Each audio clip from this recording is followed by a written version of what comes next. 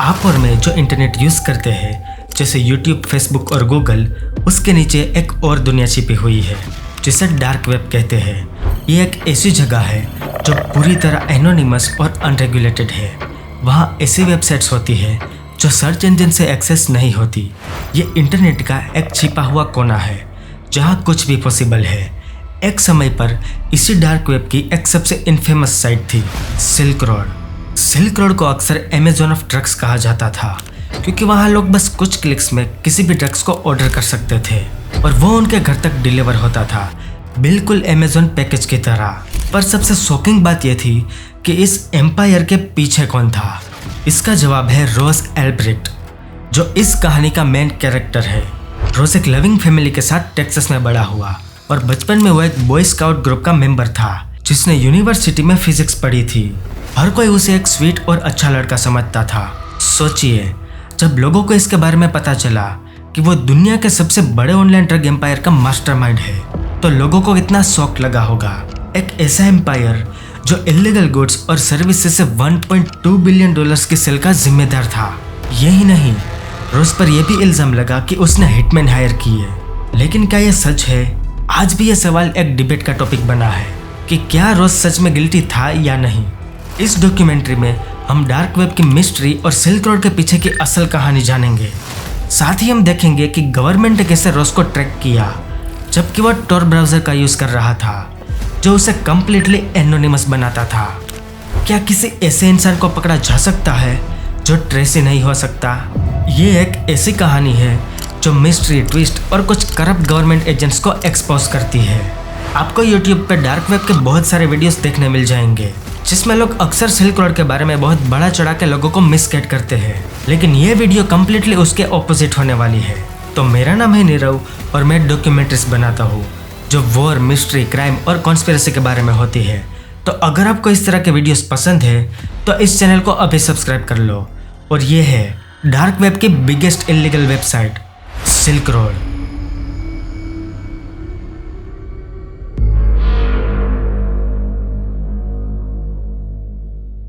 रोज Ulbricht एक ऐसा इंसान था जो दुनिया को बदलना चाहता था।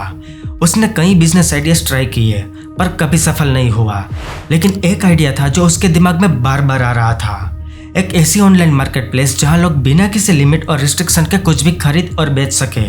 रोज एक स्टॉन्च लिबर्टेरियन था।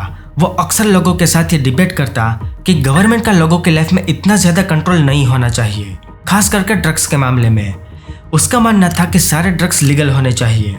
ये गवर्नमेंट का राइट नहीं है कि वो लोगों को बताए उन्हें अपने बॉडी के साथ क्या करना चाहिए।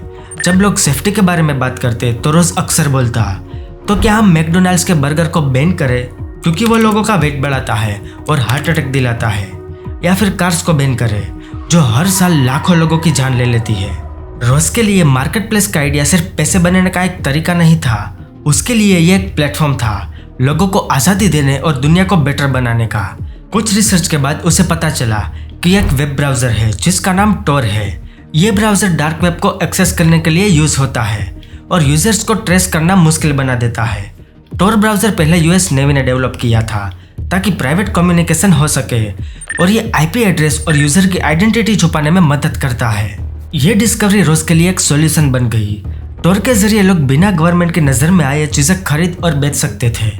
ये उसके फ्री मार्केट प्लेस के कंसेप्ट के लिए परफेक्ट था जहां लोग बिना किसी रिस्ट्रिक्शन के कुछ भी कर सकते थे। लेकिन शुरुआत में रोज अपने आइडिया को रियलिटी में नहीं ला सका क्योंकि पेमेंट्स को एनोनिमसली एक्सेप्ट करना कोई आसान तरीका नहीं था। क्रेडिट कार्ड्स और बैंक अकाउंट का हर ट्रांजैक्शन रिकॉर्ड होता है जो ट्रेस किया जा सकता था। इसी वजह से उसका मार्केट प्लेस बनाने का आइडिया कुछ समय तक सिर्फ उसके दिमाग में ही था। फिर 2010 के समर में रोज को एक नए कंसेप्ट के बारे में पता चला, बिटकॉइन। ये एक डिजिटल करेंसी थी जो बिना किसी ट्रेस के एनोनिमसली ट्रांसफर हो सकती थी। ये एग्जैक्टली वही चीज थी जो उसके मार्केट प्लेस के लिए जरूरी थी। अपने बेडरूम में बैठे रोज ने अपने नए मार्केट प्लेस पर काम करना शुरू किया। उसने साइट का नाम रखा सिल्क रोड। ये नाम उसने पुराने एक बिजनेस रूट के नाम पर रखा जो 2000 साल पहले शुरू हुआ था और अलग अलग माल सामान के ट्रांसपोर्टेशन के लिए सेंचुरीज तक यूज होता रहा। रोज इस साइट के बारे में किसी को कुछ भी नहीं बताता था और अकेले ही काम करता था। सिर्फ एक इंसान था जिसने उसे शुरुआत में बताया और वो थी उसकी गर्लफ्रेंड जूलिया। जूलिया थोड़ी डरी हुई थी लेकिन रोज ने उसे समझाया कि टोर ब्राउजर और बिटकॉइन की वजह से सब कुछ एनोनिमस रहेगा और ट्रेस नहीं किया जा सकेगा। साइट को डेवलप करना एक मुश्किल प्रोसेस था क्योंकि एक पूरा मार्केट प्लेस अकेले बिल्ड करना एक बड़ा चैलेंज था, लेकिन रोज को यह कैसे भी करके पूरा करना था। कभी कभी वो ब्रेक लेने के लिए अपना फेवरेट शो ब्रेकिंग बैड देखता था, एक स्टोरी एक नॉर्मल आदमी की जो ड्रग माफिया बन जाता है। लेकिन जब रोज सिल्क रोड के डेवलपमेंट को पूरा ही करने वाला था, उसे एक प्रॉब्लम दिखा। उसके मार्केट प्लेस में बेचने के लिए कुछ भी नहीं था। अगर लोग साइट पर आए और कुछ भी बेचने के लिए ना हो तो उसकी पूरी मेहनत वेस्ट हो जाती। इस प्रॉब्लम को सॉल्व करने के लिए रोज ने एक बिल्डिंग रेंट की जो एक सुनसान जगह पर थी। वहां उसने मैजिक मशरूम्स उगाने शुरू किए। मशरूम फार्मिंग के लिए उसने एक बुक का यूज किया और यही सिल्क रोड का पहला प्रोडक्ट बना जो कभी सेल हुआ था। 2011 की शुरुआत तक 1 साल की मेहनत के बाद रोज अपनी साइट सिल्क रोड को लॉन्च करने के लिए रेडी था। उसने साइट पर अलग अलग ड्रग की कैटेगरीज ऐड की, लेकिन शुरुआत में सिर्फ उसके खुद के उगाए मैजिक मशरूम से लिस्टेड थे। रोज का प्लान यह था कि दुनिया भर के सेलर्स अपने प्रोडक्ट्स यहाँ बेच सके, लेकिन बायर्स और सेलर्स को अट्रैक्ट करने के लिए साइट का प्रमोशन करना भी जरूरी था। और एक इम्पोर्टेंट बात, डार्क वेब हमारे नॉर्मल सर्च इंजन से ओपन नहीं होते और रोज लीगली फेसबुक या गूगल एड्स नहीं चला सकता था। तो फिर प्रमोशन के लिए रोज ने अलग अलग इंटरनेट फोरम्स ज्वाइन किए। उसने एक द श्रुमरी जैसे मशरूम एंथुसियास्ट के फोरम्स में एक नॉर्मल पोस्ट किया जैसे वो एक कस्टमर हो जो सिल्क रोड से मशरूम बाय करता था। ये एक स्ट्रेटेजी थी जो इंटेंशनली सही थी, जिससे लोग नेचुरली साइट के बारे में जाने और वहां विजिट करे। ये प्लान काम कर गया और ऑर्डर्स आने शुरू हो गए। इस टाइम पर रोज टेक्सास की एक छोटी सी book store Good Wagon Books में काम करता था। ये एक परफेक्ट सेटअप था क्योंकि वहां से वो अपने मशरूम शिप करने के लिए छोटे बॉक्सेस और शिपमेंट लेबल का यूज कर सकता था। मशरूम को फ्रेश रखने के लिए रोज वैक्यूम सीलर का भी यूज करता था। उसका बिजनेस चल पड़ा था और रोज हर हफ्ते 2 बार ऑर्डर शिप करता था। जब साइट की पॉपुलैरिटी बढ़ने लगी तो रोज के लिए ऑर्डर शिप करना मुश्किल होने लगा क्योंकि दिन ब दिन ज्यादा ऑर्डर्स आने लगे थे। लेकिन सबसे इंटरेस्टिंग बात यह हुई कि अब दूसरे डीलर्स भी सिल्क रोड पर अपने आइटम्स बेचने लगे थे। डीलर्स ने लिस्टिंग क्रिएट की जहां वीट, कोकेन, एक्सटेसी जैसे और भी ड्रग्स अवेलेबल होने लगे थे। प्रोडक्ट्स की वैरायटी से और ज्यादा बायर्स अट्रैक्ट होने लगे। शुरुआत में सिल्क रोड हर ट्रेड पर 6.23% का कमीशन लेता था। बायर्स और सेलर्स का ट्रस्ट बिल्ड करने के लिए उसने एक रेटिंग सिस्टम बनाया था जो eBay और Amazon के फीडबैक सिस्टम की तरह काम करता था। शुरुआत में उसे यह भी नहीं पता था कि कोई इसे यूज करेगा या नहीं, लेकिन कुछ ही महीनों में उसने हजारों डॉलर्स का रेवेन्यू जनरेट कर लिया।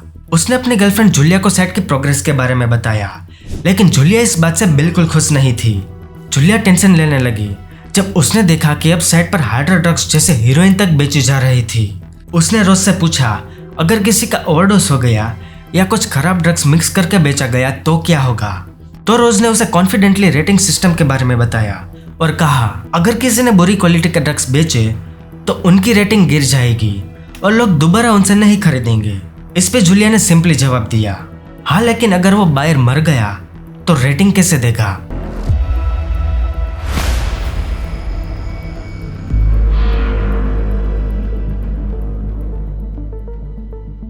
सिल्क रोड की ग्रोथ पहले ही वर्ल्ड ऑफ माउथ के जरिए काफी तेजी से बढ़ रही थी, लेकिन जब गोकर न्यूज ने साइट के बारे में एक आर्टिकल पब्लिश किया तो चीजें और भी ज्यादा आउट ऑफ कंट्रोल होने लगी। आर्टिकल के बाद कई न्यूज एजेंसी जैसे ABC और NBC ने भी सिल्क रोड के बारे में रिपोर्ट्स बनाई। इस अटेंशन से साइट पर और भी ज्यादा ट्रैफिक बढ़ने लगा, लेकिन ये अटेंशन अच्छी नहीं थी। कई अलग अलग गवर्नमेंट एजेंसी सिल्क रोड पर नजर रखने लगी और ये समझने की कोशिश कर रही थी कि इस साइट को कौन चला रहा है। लेकिन टोर ब्राउजर और बिटकॉइन की वजह से रोज को ट्रेस करना मुश्किल था। रोज ने सिल्क रोड पर फुल टाइम काम करना शुरू कर दिया क्योंकि अब साइट एक्सपेक्टेशन से ज्यादा तेजी से ग्रो हो रही थी। मशरूम सोल्ड आउट हो चुके थे, लेकिन अब उसके कमीशन से पैसा आने लगा था। यह सक्सेस रोज के लिए काफी एक्साइटिंग थी, लेकिन साथ में नए चैलेंजेस भी लेकर आई। एक दिन जब उसने देखा कि किसी ने गन को साइट पर लिस्ट कर दिया है तो उसने सोचा कि यह तो लीगल है क्योंकि अमेरिका में गन रखना एक राइट है। लेकिन जूलिया को यह बात बिल्कुल सही नहीं लगी। उसने रोज से कहा, तुम्हें यह सब रोकना होगा। सोचो, कोई अनजान आदमी गन क्यों खरीदना चाहेगा? रोज और जूलिया के बीच इस बात पर आर्ग्यूमेंट हुआ और जूलिया अपसेट होकर अपनी फ्रेंड एरिका के घर चली गई। जूलिया ने एरिका को सिल्क रोड और रोज के काम के बारे में सब कुछ बता दिया और एरिका से प्रॉमिस लिया कि वो किसी को यह बात नहीं बताएगी। लेकिन आपको पता है, कि लड़कियों के पेट में कोई भी बात ज्यादा देर तक नहीं रहती। कुछ समय तक एरिका अपने प्रॉमिस पर टिकी रही, लेकिन एक सुबह रोज ने अपने फेसबुक वॉल पर एक पब्लिक पोस्ट देखा जहां पर एरिका ने लिखा था, मुझे यकीन है कि अथॉरिटीज रोज एल्ब्रेक्ट के ड्रग वेबसाइट के बारे में जानना चाहेगी। रोज पैनिक में आ गया और तुरंत वो पोस्ट डिलीट कर दिया। उसने एरिका को कॉल करके रिक्वेस्ट किया कि यह बात कभी किसी और से ना कहे। एरिका ने यह पोस्ट रिवेंज के लिए किया था, क्योंकि उसका सिल्क रोड से खरीदा हुआ माल एक बैड रोड ट्रिप बन गया था। हालांकि फेसबुक पोस्ट डिलीट हो चुकी थी और ज्यादा लोगों ने इसे देखा भी नहीं था, लेकिन इस इंसिडेंट ने रोज को काफी टेंशन में डाल दिया और साथ में जूलिया और रोज के रिलेशनशिप पर इसका बुरा असर पड़ा। जूलिया ने रोज को उसे या साइट दोनों में से सिर्फ एक को चुनने को कहा। रोज ने साइट चलाने का चुनाव किया और जूलिया का अपार्टमेंट छोड़ दिया। जूलिया और एरिका के इंसिडेंट के बाद रोज को समझ आ गया कि अब उसे एक्स्ट्रा प्रिकॉशन लेनी पड़ेगी, इसलिए उसने टेम्पररी अपनी कंट्री छोड़कर ट्रैवल करने का प्लान बनाया। वो सबसे पहले ऑस्ट्रेलिया के बॉन्डी बीच गया रिलैक्स करने के लिए। उसके बाद वो वियतनाम गया न्यू ईयर सेलिब्रेट करने के लिए, और इसी तरह वो एशिया के अलग अलग आइलैंड और हॉस्टल में टाइम स्पेंड करने लगा। उससे मिलने वाले ट्रैवलर्स को बिल्कुल आइडिया नहीं था कि वो दुनिया की सबसे बड़ी इलीगल साइट का ऑपरेटर है और अब करोड़ों रुपए के बिटकॉइन का मालिक है। रोज ने डे एंड नाइट काम किया, हैकर्स के अटैक को हैंडल किया जो बिटकॉइन में रैंसम मांगते थे, और कस्टमर के कंप्लेंट को सॉल्व किया। जितनी तेजी से साइट ग्रो कर रही थी, रोज को समझ आ गया कि अब उसे एम्प्लॉयज की जरूरत होगी, तो उसने रिक्रूटमेंट सिल्क रोड के एक्टिव यूजर्स में से शुरू की। कुछ ही महीनों में रोज के पास 10 एम्प्लॉयज हो गए थे। कोई कोड के बग्स को फिक्स कर रहा था, कोई फोरम्स मॉडरेट कर रहा था और कोई सपोर्ट टिकट्स और डिस्प्यूट हैंडल कर रहा था। ज्यादातर लोग इसे एक जॉब से ज्यादा समझते थे। उनका मानना था कि वो एक ऐसे मूवमेंट का हिस्सा है जो दुनिया को बदलने वाली है। सिल्क रोड काफी लोगों के लिए एक रिवॉल्यूशन बन गया था। इसी दौरान साइट पर नए नए प्रोडक्ट्स की कैटेगरीज ऐड होने लगी। सेलर्स अब passport, fake IDs, illegal case और इवन स्पाईवेयर सेल करने लगे जो लोगों के वेबकैम हैक कर सकते थे। एक बार तो किसी सेलर ने रॉकेट लॉन्चर बेचने के लिए रख दिया और एक ने साइनेट जैसे डेडली पॉइजन को। रोज ने सिल्क रोड को फ्री मार्केट प्लेस का एक प्लेटफॉर्म समझा जहां लोग डिसाइड करते हैं कि क्या बेचना है और क्या खरीदना। लेकिन कभी कभी नए सेलर्स के आइडियाज उनके इनिशियल विजन के अगेंस्ट लगते थे। एक मॉडरेटर ने रोज से पूछा, क्या हम किडनी बेचने की परमिशन दे सकते हैं? ये सब सुनकर कभी कभी तो रोज भी चौंक जाता, लेकिन उसने कभी इंटरफेयर नहीं किया। उसका मानना था कि फ्री मार्केट प्लेस का कॉन्सेप्ट लोगों को खुद के डिसीजन लेने की आजादी देता है, इसलिए उसने सिल्क रोड की इलीगल लिस्टिंग पर एक्शन नहीं लिया। पर यह भी सच है कि साइट की इलीगल प्रोडक्ट्स और वेराइटी की वजह से सिल्क रोड पर और ज्यादा अटेंशन अट्रैक्ट हो रही थी। जो चीज सबसे ज्यादा इंटरेस्टिंग थी वो ये कि सिल्क रोड सिर्फ एक मार्केट प्लेस नहीं रहा, बल्कि एक कम्युनिटी और मूवमेंट बन गया था। यूजर इसे एक रिवॉल्यूशन के रूप में देखने लगे थे। रोज ने अपने कम्युनिटी फोरम पर Silk Road movie nights introduce किया, जहां हर वीक सभी यूजर्स एक ही मूवी एक ही टाइम पर देखते थे। पहली मूवी जो रोज ने सजेस्ट की वो थी वी फॉर वेंडेटा, जो एक एंटी गवर्नमेंट थीम वाली फिल्म थी जो सिल्क रोड कम्युनिटी में काफी पॉपुलर रही। सिल्क रोड यूजर को अट्रैक्ट करने के लिए कंपटीशन भी ऑर्गेनाइज करने लगा, जहां लोग अलग अलग इलीगल सब्सटेंस जीत सकते थे। एक कंपटीशन में विनर अपना प्राइज लेने के बाद गायब हो गया। रूमर्स थे कि उसका ओवरडोज हो गया था। रोज ने इस इंसिडेंट पर मजाक करते हुए कहा कि शायद उसे प्राइज में रिहैब का वाउचर देना बेटर होता।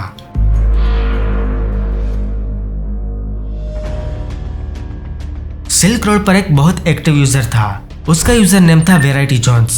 उसने रोज की मदद करना शुरू की, जो बग्स आइडेंटिफाई करने और साइट के ग्रोथ प्लान्स बनाने में मदद करता।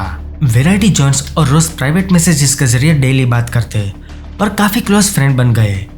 वेराइटी जोन्स एक तरह से रोज का बिजनेस कोच बन गया था, जिससे यह क्लियर था कि वो ड्रग्स के बिजनेस के बारे में काफी एक्सपीरियंस वाला इंसान था। एक दिन वेराइटी जोन्स ने रोज को एक मैसेज भेजा, मैं तुम्हारा मूड खराब नहीं करना चाहता, लेकिन जो हम कर रहे हैं वो यूएस के ड्रग्स माफिया के लॉ के अंडर आता है। अगर हम पकड़े गए तो या तो आजीवन कारावास या फिर मौत की सजा मिलेगी। रोज को यह सब पहले से पता था, लेकिन वो इस बारे में कुछ ज्यादा नहीं सोचता था। वेराइटी जोन्स ने रोज को एक सजेशन दिया। दोनों को एक ही मूवी पसंद थी, the princess bride.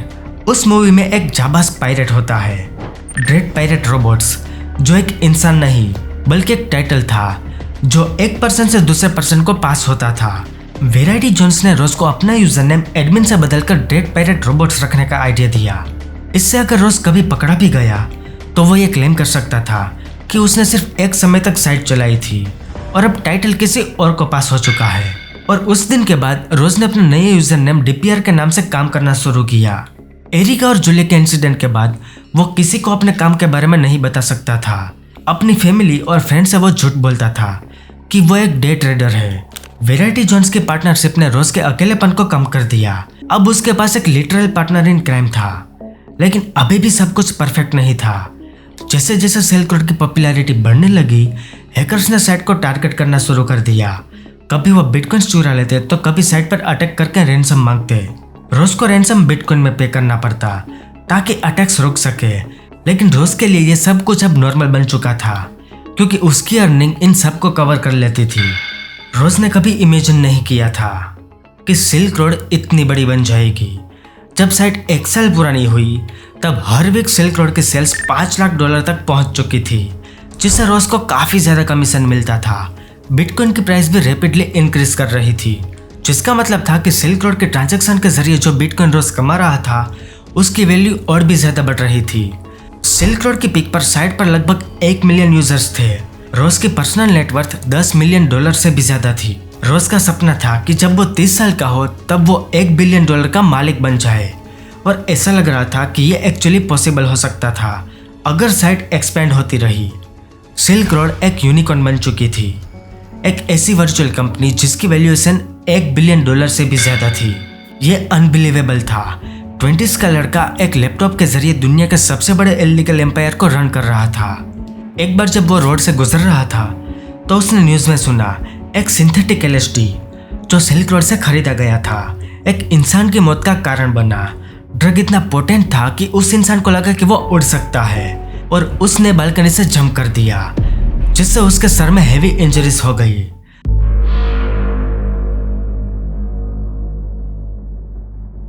US government red pirate robots को ट्रैक करने के लिए अब और भी ज्यादा सबूत इकट्ठा कर रही थी। FBI और DIE जैसे कई गवर्नमेंट एजेंसी सिल्क रोड के केस पर काम कर रही थी, लेकिन शायद आपको यह जानकर हैरानी होगी कि सबसे बड़ा ब्रेक थ्रू एक IRS एजेंट से आया जिसने सिंपली गूगल सर्च किया। गैरी एल्फोर्ड, एक टैक्स इंस्पेक्टर जिसे सिल्क रोड के केस पर असाइन किया गया था ताकि वो सिल्क रोड के जरिए हो रहे मनी लॉन्ड्रिंग के केस को ट्रैक कर सके।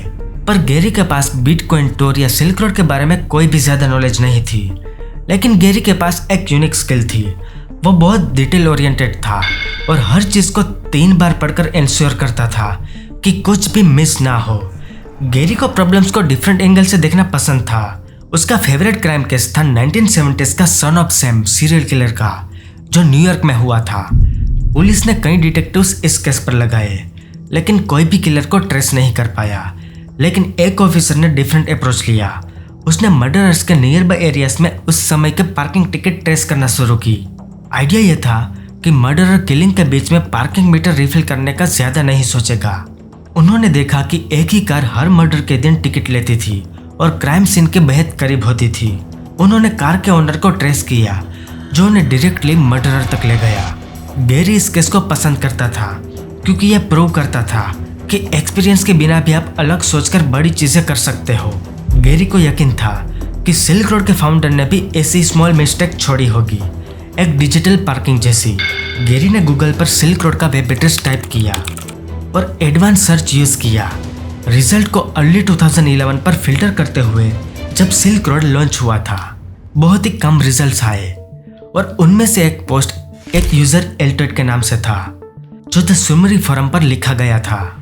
यह पोस्ट एक यूजर का लगता था, ना कि साइट के क्रिएटर का, लेकिन यह पोस्ट सिल्क रोड का ऑनलाइन मेंशन करने वाली सबसे पुरानी रिकॉर्ड थी। गैरी ने डिसाइड किया कि वो एल्टोड यूजर नेम के और भी पोस्ट ढूंढेगा जो उसी डेट के आसपास के होने चाहिए। सर्च करते हुए गैरी एक और फोरम बिटकॉइन टॉक पर गया, जहां पर उसी यूजर नेम से एक पोस्ट था।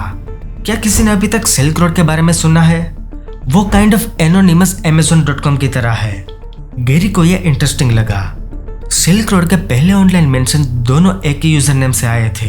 ये यूजर अलग अलग फोरम्स पर सिल्क रोड को प्रमोट कर रहा था, बिल्कुल उस वक्त जब साइट लॉन्च हुई थी। गैरी ने एल्टोड के पोस्ट की हिस्ट्री को और डीपली देखा। उसे एक और पोस्ट मिला जो लॉन्च के कुछ महीने बाद की थी। IT Pro needed for a bitcoin startup. ये एक जॉब एड था जो एक बिटकॉइन के प्रोजेक्ट के लिए दिया गया था। पोस्ट के अंदर एक कॉन्टेक्ट दिया गया था। If interested please send your answer to the following question to roselbricht@gmail.com। Gary ने अपने साथियों को इस डिटेल के बारे में बताया, लेकिन उन्होंने इसे डिसमिस कर दिया। उन्होंने कहा कि सिर्फ इस बात से कि ये यूजर सिल्क रोड के बारे में सबसे पहले पोस्ट करता दिखा, इसका मतलब ये नहीं कि वो साइट का क्रिएटर है। लेकिन गैरी को लगता था कि यहाँ कुछ तो गड़बड़ जरूर है। गैरी ने रोज एल्ब्रिक्ट के कैरेक्टर के बारे में रिसर्च करना शुरू किया। सबसे पहले उसने रोज के यूट्यूब चैनल को ढूंढा, जहाँ एंटी गवर्नमेंट के बारे में वीडियोस थे, जिसमें एक वीडियो अजीब था, how to get away with stealing. उसके अलावा रोज का यूजर नेम ओ ये रोज था, जो इंटरेस्टिंग था क्योंकि सिल्क रोड फोरम पर जब भी ड्रेड पायरेट रोबोट्स मैसेज करता था तो वो हमेशा ये लिखता था, कभी यस नहीं। दूसरा एविडेंस गैरी को रोज के लिंक्डइन प्रोफाइल में मिला। उस प्रोफाइल पर रोज ने एक एंटी गवर्नमेंट पोस्ट लिखी थी, हमारे आसपास जो सबसे ज्यादा और सिस्टमेटिक फोर्स का यूज होता है वो सरकार और इंस्टीट्यूशन करते हैं। इस बात को लोग अच्छी तरह समझ सके, इसके लिए मैं एक इकोनॉमिक सिमुलेशन बना रहा हूँ जो लोगों को यह महसूस करवाएगा कि अगर सिस्टमेटिक फोर्स ना हो तो दुनिया कैसे दिखेगी। तीसरा, गैरी को स्टैक ओवरफ्लो पर एक कोडिंग क्वेश्चन मिला जो टोर के बारे में था। उसका यूजर नेम इनिशियली रोज एल्ब्रिक्ट था, लेकिन 1 मिनट के अंदर उसने अपना यूजर नेम चेंज करके फ्रॉस्टी कर दिया। यह क्लियरली दिखाता था कि रोज ने रियलाइज किया कि उसने अपनी आइडेंटिटी रिवील कर दी है। फिर उसने जल्दी से अपना यूजर नेम चेंज कर दिया। गैरी अब श्योर था कि यह वही इंसान है जिसे वो ढूंढ रहा था। उसने डिपार्टमेंट ऑफ होमलैंड सिक्योरिटी के एक इंसान को रोज एल्ब्रिक्ट के नाम से सर्च करने के लिए कहा। सर्च के दौरान उन्हें एक रियल इंसिडेंट मिला जहां रोज ने फेक आईडीज ऑर्डर किए थे जो इंटरसेप्ट हो गए थे। जब ऑफिसर ने रोज से फेक आईडी के बारे में सवाल किए तो रोज ने कैजुअली कमेंट किया, एक ऐसी वेबसाइट है जिसका नाम सिल्क रोड है, वहां से कोई भी फेक आईडीज खरीद सकता है। शायद रोज इस बात को नॉर्मल दिखाना चाह रहा था, लेकिन गैरी को यह सब और ज्यादा सस्पिशियस लगा। हालांकि अब तक जो भी डिटेल्स थी वो पक्के एविडेंस नहीं थे कि रोज ही सिल्क रोड का क्रिएटर था। लेकिन एक मेजर ब्रेक थ्रू हुआ। गैरी को यह नहीं पता था कि FBI ने आइसलैंड की अथॉरिटी के साथ मिलकर सिल्क रोड के सर्वर तक पहुंच बना ली थी और उसका कंट्रोल ले लिया था। अब सवाल यह था कि गवर्नमेंट को यह IP एड्रेस मिला कैसे। कुछ लोगों का मानना है कि NSA ने इलीगल स्पाइक टैक्टिक्स का यूज किया जो रोज के कानूनी राइट्स के खिलाफ थे, लेकिन गवर्नमेंट ने इस बात को नकार दिया और कहा कि सिल्क रोड के कोड में फ्लॉस थे जिनकी वजह से सर्वर का IP एड्रेस लीक हो गया। यह पॉसिबल था क्योंकि सिल्क रोड का कोड शुरुआत से ही काफी बगी था और इसे सिर्फ रोज ने अकेले डेवलप किया था। FBI के पास सिल्क रोड के सर्वर की एक्सेस थी। उन्होंने देखा कि जब सिल्क रोड का एडमिन लॉगिन या लॉग आउट करता था उसका डेटा स्टोर होता था। लॉग्स ने दिखाया कि most recent admin login San Francisco के एक इंटरनेट कैफे से हुआ था। यह एक मेजर ब्रेक थ्रू था, लेकिन अब तक FBI के पास ये कंफर्म एविडेंस नहीं था कि ड्रेड पायरेट रोबोट्स कौन है। तभी गैरी ने अपनी फाइंडिंग्स के साथ FBI और DIA एजेंट के साथ एक ग्रुप कॉल किया। गैरी ने एक्सप्लेन किया कि यूजर नेम एल्टोइड ने सबसे पहले सिल्क रोड के बारे में ऑनलाइन मेंशन किया था और मल्टीपल फोरम्स पर साइट को प्रमोट किया था। उसने बताया कि एक पोस्ट में एल्टोइड ने अपना पर्सनल ईमेल एड्रेस दिया था, roselbricht@gmail.com। गैरी ने स्टैक ओवरफ्लो का एग्जांपल दिया जहां रोज ने टोर कोडिंग क्वेश्चन के लिए एक पोस्ट की थी और फिर अपना यूजर नेम फ्रॉस्टी कर दिया था। कॉल के दौरान एक एजेंट ने गैरी को इंटरप्ट करते हुए पूछा, रुको, क्या तुमने अभी फ्रॉस्टी बोला? गैरी थोड़ा फ्रस्ट्रेटेड हो गया और बोला, हाँ फ्रॉस्टी बोला, लेकिन आप इस पर फोकस क्यों कर रहे हो? एजेंट ने जवाब दिया, जब हमने आइसलैंड से सर्वर लिया तो सर्वर और DPR के कंप्यूटर इन दोनों का नाम फ्रॉस्टी था। कॉल पर एक छोटी सी साइलेंस के बाद सब डॉट्स कनेक्ट होने लगे थे। गैरी ने बताया कि उसने रोज का current address fake ID incident की वजह से ट्रैक कर लिया था। जब गैरी ने FBI को रोज का एड्रेस बताया तो वो हैरान हो गए क्योंकि रोज सैन फ्रांसिस्को में रह रहा था, बिल्कुल उस इंटरनेट कैफे के पास जहां सिल्क रोड के एडमिन का IP एड्रेस ट्रैक किया गया था। यह कंफर्म हो गया था कि रोज ही उनका टारगेट था। FBI एजेंट्स, DIA एजेंट्स और गैरी सबको पता चल गया था कि रोज एल्ब्रिक्ट ही ड्रेड पायरेट रोबोट्स है। गैरी सही था। क्रिमिनल मास्टरमाइंड जिसे वो पिछले कुछ सालों से ढूंढ रहे थे शायद इतना मास्टरमाइंड नहीं था जितना वो लोग सोच रहे थे। रोज ने अपने आइडेंटिटी को रिवील करने वाले कुछ मेजर गलतियां की थी। उसका डाउनफॉल ह्यूमन एरर की वजह से हुआ था। एक यंग लड़का जो कभी एक्सपेक्ट नहीं करता था कि सिल्क रोड इतना बड़ा बन जाएगा, और इसलिए उसने अपनी गलती कवर करने में जरूरत से कम एफर्ट लगाए। जैसे गैरी कहता था, ये एक डिजिटल पार्किंग टिकट जैसा था, एक माइनर डिटेल जो रोज ने ओवरलुक कर दी थी। लेकिन अब अथॉरिटीज को कंफर्म हो गया था कि रोज ही सिल्क रोड का क्रिएटर है। अब उन्हें सिर्फ उसे अरेस्ट करना था, लेकिन यह काम इतना आसान नहीं था जितना लगता है।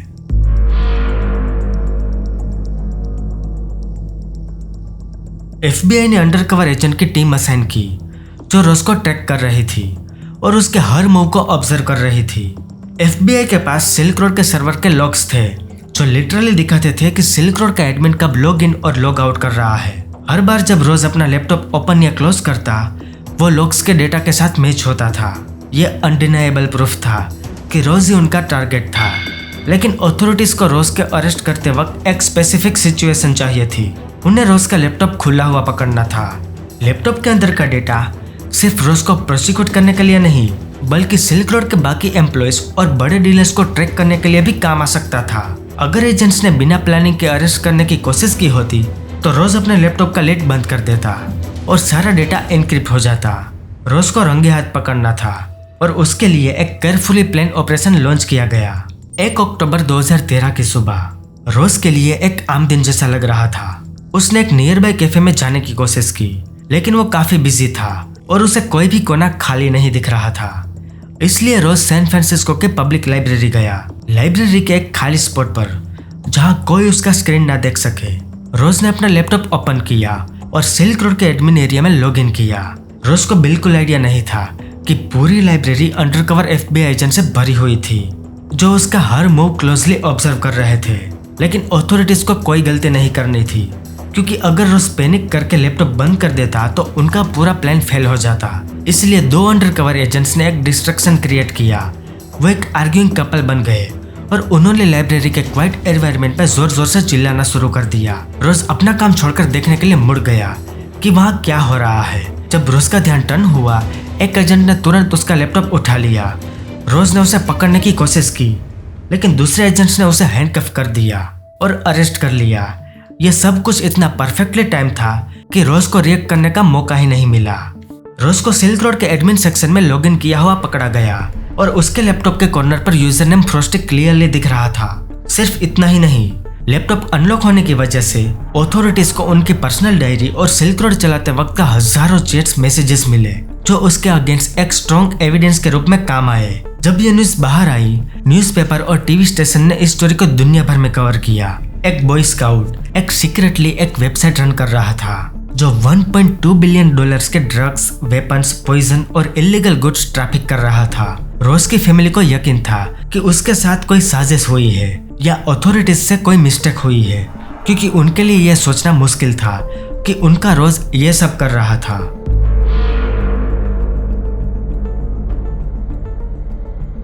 रोज के लैपटॉप के डेटा से FBI को एक और बड़ी डिस्कवरी हुई।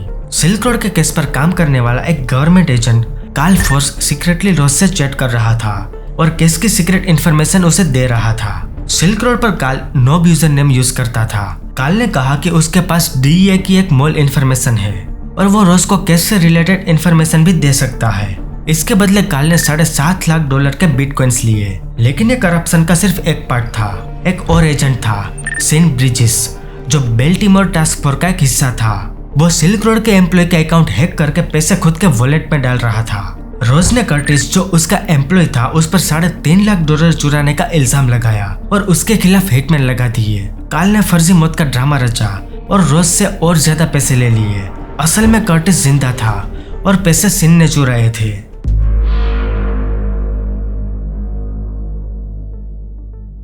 रोज पर टोटल 7 अलग अलग चार्जेस लगाए गए, जिनमें ड्रग ट्रैफिकिंग, मनी लॉन्ड्रिंग और किंगपिन जैसे काम शामिल थे, जो अक्सर ड्रग लीडर के लिए यूज किया जाता था। लेकिन जब रोज लाइब्रेरी में अपने लैपटॉप के साथ पकड़ा गया, फिर भी उसने नॉट गिल्टी प्लेड किया। रोज के लॉयर्स का यह कहना था कि रोज ने सिल्क रोड शुरू जरूर किया था, लेकिन यह एक सोशल एक्सपेरिमेंट था, पैसा बनाने के लिए नहीं। उन्होंने आर्ग्यू किया कि जब साइट की ग्रोथ चलने लगी और कंट्रोल से बाहर होने लगी, तब रोज ने साइट किसी और ड्रेड पायरेट रोबोट्स के नाम पर बेच दी।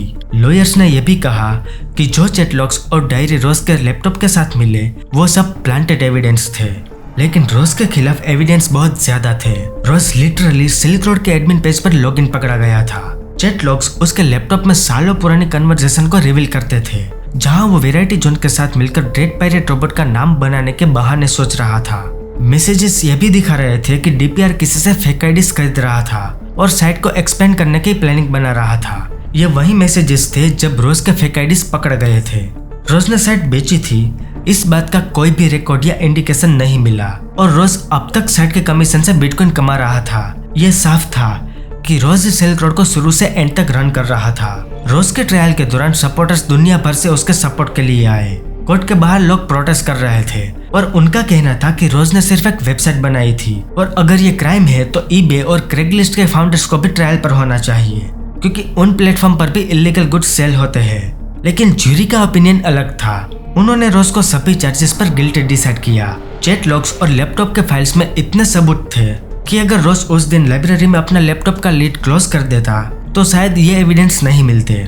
सजा सुनाने के वक्त रोज ने जज को एक लेटर लिखा जिसमें उसने कहा, मैंने अपने जवानी के साल खो दिए। मुझे पता है कि आप मेरी जिंदगी के बीच के साल भी ले लेंगे, लेकिन कृपया करके मुझे मेरे बुढ़ापे के साल छोड़ दीजिए। मुझे एक छोटी सी उम्मीद दे दीजिए। सेहत बनाए रखने और अपने भगवान से मिलने से पहले अपने आप को सुधरने का एक मौका दीजिए। लेकिन जज ने इस रिक्वेस्ट को नहीं माना।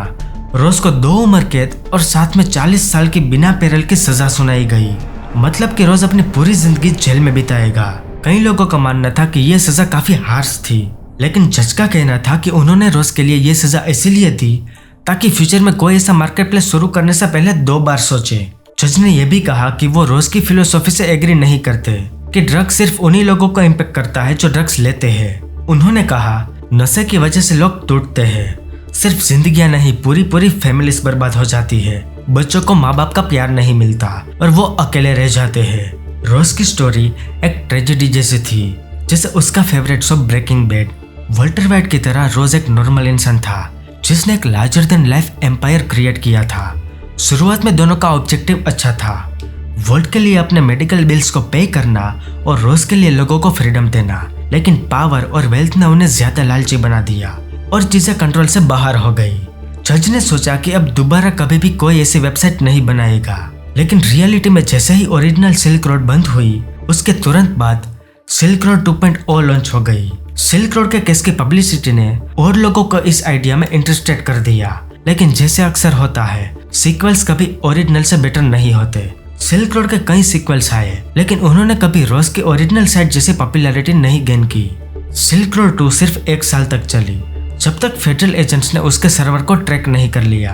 पता चला कि साइट को ऑपरेट करने वाला ब्लैक बेंथल नाम का एक आदमी था जो अपने पर्सनल ईमेल आईडी black@benthel.net का यूज कर रहा था, जिसमें उसका फुल नेम भी इंक्लूड था। सर्वर सेटअप करने के लिए जैसा रोज के पर्सनल ईमेल एड्रेस का यूज FBI को उस तक ले गया, वैसे ही ब्लैक का ईमेल का यूज ऑथोरिटीज को उस तक ले गया। एक बार फिर कंट्रोवर्सी हुई कि ऑथोरिटीज ने सर्वर को लोकेट कैसे किया। कुछ लोग मानते हैं कि गवर्नमेंट ने एक पोटेंशियली इलीगल स्पाइंग टेक्टिक्स का यूज किया और कुछ लोग मानते हैं कि टोर नेटवर्क कॉम्प्रोमाइज्ड है। थियरीज तो बहुत है, लेकिन इन सब कंट्रोवर्सीज ने सिमिलर डार्क मार्केट प्लेस को क्रिएट होने से नहीं रोका। पिछले कुछ सालों में एक साइट बंद होती तो दूसरी लॉन्च हो जाती, लेकिन अक्सर पता चलता है कि ये साइट पहले से ही स्कैम थी या फिर एक हनी पॉट थी जो गवर्नमेंट ने डीलर्स को पकड़ने के लिए बनाई थी। इंटरेस्टिंग बात यह है कि सिल्क रोड की कॉपी बनाने वाले लोग अक्सर अपने आप को डेड पायरेट रोबोट्स के नाम से आइडेंटिफाई करते। एक तरह से रोज का फ्री मार्केट का विजन जो पर्सन टू पर्सन पास होने की बात करता था वो सच में एग्जिस्ट करने लगा। तो अगर आपको ये सिल्क रोड की स्टोरी पसंद आई तो आपको मेरा जूलियन असांज वाला वीडियो जरूर पसंद आएगा, जिसमें वो यूएस, रशिया और यूके के सभी सीक्रेट डॉक्यूमेंट्स को पब्लिश कर देता है और फिर सभी कंट्रीज के पुलिस उसे मारना या पकड़ना चाहते हैं। तो जल्दी से फैक्ट इनसाइडर पर जाकर वो वीडियो देख लो। तो फाइनली अगर आपने ये वीडियो एंड तक देखा तो आप एक ट्रू फैक्ट इनसाइडर फैन हो, और अगर आप सिल्क रोड से भी बड़े ब्लैक मार्केट के बारे में वीडियो चाहते हैं तो इस वीडियो पे 1000 लाइक कंप्लीट करवा देना। मैं जरूर से इस पे वीडियो बनाऊंगा।